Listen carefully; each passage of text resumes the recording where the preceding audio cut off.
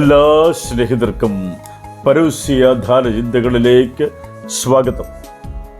ഈ അടുത്ത കാലത്ത് മാടവന പള്ളിയിൽ സംഭവിച്ചത് മാധ്യമങ്ങളിലൂടെ, പ്രത്യേകിച്ച് യൂട്യൂബ് മാധ്യമത്തിലൂടെ നമ്മളെല്ലാം കണ്ടതാണ്, കേട്ടതാണ്, മനസ്സിലാക്കിയതാണ്. ദിവ്യകാരുണ്യനാഥൻ്റെ ജീവിതം തന്നെ എൻ്റെ ജീവിതത്തിൻ്റെ ഭാഗമാക്കി മാറ്റുന്ന എന്നെ സംബന്ധിച്ചിടത്തോളം ആ മാധ്യമത്തിലൂടെ ഞാൻ കേട്ടതും മനസ്സിലാക്കിയതും ഗ്രഹിച്ചതുമായ ഒരു കാര്യം ദിവ്യകാരുണ്യ അടയാളം എന്നുള്ളതാണ്.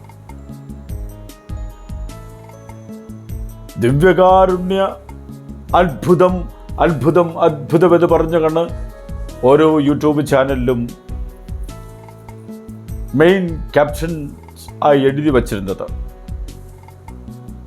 അപ്പോഴാണ് എൻ്റെ മനസ്സിൽ എൻ്റെ വിശ്വാസത്തിൻ്റെ ആഴങ്ങളിലേക്ക് ഞാൻ കടന്നു പോയപ്പോൾ ദിവ്യകാരുണ്യാത്ഭുതം എപ്പോഴാണ് എന്ന ചോദ്യത്തിന് എൻ്റെ കുഞ്ഞു മനസ്സ് തന്ന ഉത്തരം എൻ്റെ ഇടവക ദേവാലയത്തിൽ സാക്രിസ്റ്റ്യൻ അല്ലെങ്കിൽ ഉപദേശി അല്ലെങ്കിൽ അൽത്താർ ശുശ്രൂഷകൾ കൊണ്ടുവയ്ക്കുന്ന ഒരു ഓസ്തിയും വീഞ്ഞും ദിവ്യബലി മധ്യേ കാഴ്ചയർപ്പണത്തോടുകൂടെ കർത്താവായ യേശു തന്നെയായ ബലിപീഠത്തിലേക്ക് അത് കൊണ്ടുവന്ന് അച്ഛൻ്റെ പ്രാർത്ഥനാ വചസ്സുകളിലൂടെ ദൈവജനത്തിൻ്റെ പങ്കാളിത്തത്തോടും പ്രാർത്ഥനയോടും കൂടെ അർപ്പിക്കപ്പെടുന്ന ബലിമധ്യേ സംഭവിക്കുന്നതാണ് അത്ഭുതം, ദിവ്യകാരുണ്യാത്ഭുതം. അതല്ലേ ഒരു വൈദികൻ ബലിയർപ്പണ സമയത്തിന് സമാപനത്തോടുകൂടെ ദിവ്യകാരുണ്യ സ്വീകരണ സമയത്ത് കൊണ്ടുവന്ന് തൻ്റെ കരങ്ങളിൽ പരിശുദ്ധ കുർബാന എടുത്തുകൊണ്ട് പറയുന്നത് യേശുവിൻ്റെ ശരീരം. സ്വീകരിക്കുന്ന വ്യക്തി ഉടനെ തന്നെ പറയും ആമേൻ, അതെ, അതുപോലെ തന്നെ യേശുവിൻ്റെ ശരീരം ആണ് ഞാൻ സ്വീകരിക്കുന്നത്. ഈ മാടവന പള്ളിയിൽ സംഭവിച്ചത് എന്താണ് നമുക്കറിയാമല്ലോ. ആഗ്നസ് എന്ന അസാധാരണ പെൺകുട്ടി 9ാം ക്ലാസ്സിൽ പഠിക്കുന്നു എന്നാണ് ഞാൻ മനസ്സിലാക്കുന്നത്. ആ കുട്ടി ആദ്യം കരങ്ങളിലാണ് ദിവ്യകാരുണ്യം സ്വീകരിച്ചു കൊണ്ടിരുന്നത്. കരങ്ങളിൽ സ്വീകരിച്ചപ്പോൾ അവരുടെ കയ്യിൽ തിരുവോസ്ത് രക്തമടിഞ്ഞതിന് ആ ദേവാലയത്തിൽ ഉണ്ടായിരുന്നപ്പോൾ തന്നെ സാക്ഷികളായത് നാം കേട്ടതാണ് മാധ്യമത്തിലൂടെ. പിന്നെ ആ കൊച്ചിന് കയ്യിൽ സ്വീകരിക്കാൻ ഭയമായതിനാൽ നാവിൽ സ്വീകരിക്കാൻ തുടങ്ങി. അതും നാവിൽ സ്വീകരിച്ച പരിശുദ്ധ കുർബാന മാംസ കഷണമായി മാറി എന്നത് നാം കണ്ടതാണ്. മാത്രമല്ല അതിനോടൊപ്പം രക്തത്തിൻ്റെ അംശങ്ങളും കണ്ടു, രക്തത്തുള്ളികൾ കണ്ടു. എന്താണത്? എൻ്റെ കുഞ്ഞു വിശ്വാസം പറയുന്നത് അതൊരടയാളമാണ്. കേരളത്തിൽ അറിയപ്പെടുന്ന ഒരു ശുശ്രൂഷക സ്നേഹമുള്ള റാണി ജോണിൽ സംഭവിച്ചിട്ടും ഇതേ തന്നെയാണ്. മാംസം, രക്തം യേശുവിൻ്റെ മാംസരക്തങ്ങളായി മാറുന്നു. അടയാളമായി വീണ്ടും നാം ഗ്രഹിക്കുന്നു. എന്തുകൊണ്ട് അത് അടയാളമെന്ന് എൻ്റെ കുഞ്ഞു മനസ്സ് പറയുന്നു. ഞാൻ ഓരോ ബലിയർപ്പണ സമയത്തും സ്വീകരിക്കുന്ന വൈദികൻ കൊണ്ട് തരുമ്പോൾ പറയുന്ന ആ വാക്കുകൾ ക്രിസ്തുവിൻ്റെ ശരീരം. ക്രിസ്തുവിൻ്റെ ശരീരം എന്ന് പറയുമ്പോൾ ശരീരത്തിൽ മാംസപേശികളും രക്തത്തിൻ്റെ അംശങ്ങളും അടങ്ങുന്നതാണ്.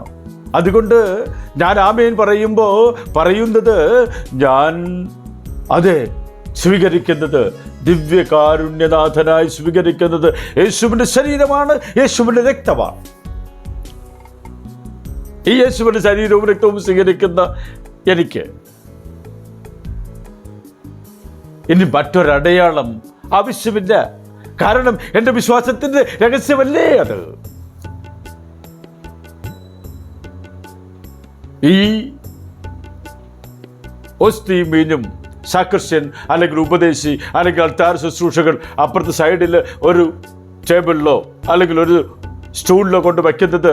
കാഴ്ചയർപ്പണ സമയം വൈദികന്റെ അടുക്കലേക്ക് കൊണ്ടുവരുന്നു. അത് യേശു തന്നെയായ ബലിപീഠത്തിൽ വൈദികൻ തൻ്റെ കരങ്ങളിലൂടെ എടുത്ത് പ്രാർത്ഥിച്ച് പ്രതിഷ്ഠിക്കുന്നു. അതേ തുടർന്ന് പ്രാർത്ഥനകൾ, വൈദികൻ തിരുസഭാ മാതാവ് കൽപ്പിച്ച പ്രാർത്ഥനകൾ ദിവ്യബലി അർപ്പണമായി മാറ്റിക്കൊണ്ട് നടത്തപ്പെടുന്ന സമയത്ത് ഈ കണക്കനോ സാക്രിസ്ത്യനോ അൽത്താരപാലകരോ കൊണ്ടുവന്ന ഓസ്തി വീഞ്ഞ് യേശുവിൻ്റെ ശരീരമായി മാറുന്നു, യേശുവിൻ്റെ രക്തമായി മാറുന്നു എന്നതിന് എനിക്ക് യാതൊരു സംശയമില്ല.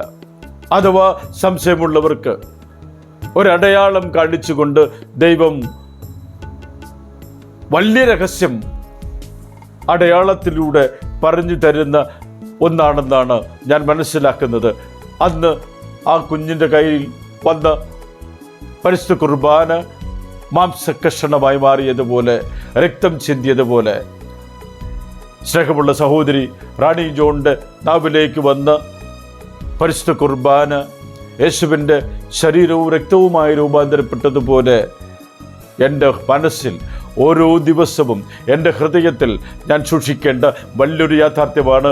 ഓരോ ബലിയർപ്പണ സമയത്തും സമാപനത്തിൽ ദിവ്യകാരുണ്യ സ്വീകരണം സമയം വൈദികൻ ഇതാ യേശുവിൻ്റെ ശരീരം എന്ന് പറയുമ്പോൾ ആമേനെന്ന് ഞാൻ പറയുന്ന സമയത്ത് എൻ്റെ ചങ്കിൽ ഉദിച്ചുയരേണ്ട ഒന്നാണ്. ഞാൻ സ്വീകരിക്കുന്നത് യേശുവിൻ്റെ മാംസമാണ്, യേശുവിൻ്റെ ശരീരമാണ്, യേശുവിൻ്റെ രക്തമാണ്. അതെ, അങ്ങനെ യേശുവിനെ സ്വീകരിക്കാൻ ഒരുങ്ങിക്കൊണ്ടിരിക്കുന്ന നമുക്ക് ദിവ്യകാരുണ്യനാഥനിലൂടെ സ്വീകരിക്കുന്ന യേശുവിൻ്റെ മാംസവും രക്തവും തിരിച്ചറിഞ്ഞുകൊണ്ട് അവിടുത്തെ സ്വന്തമാക്കി മുന്നോട്ട് പോകാൻ നമ്മെ അവിടുന്ന് അനുഗ്രഹിക്കട്ടെ എന്ന് പ്രാർത്ഥിക്കാം. പിതാവിൻ്റെയും പുത്രൻ്റെയും പരിശുദ്ധാത്മാവിൻ്റെയും നാമത്തിൽ ആമേൻ.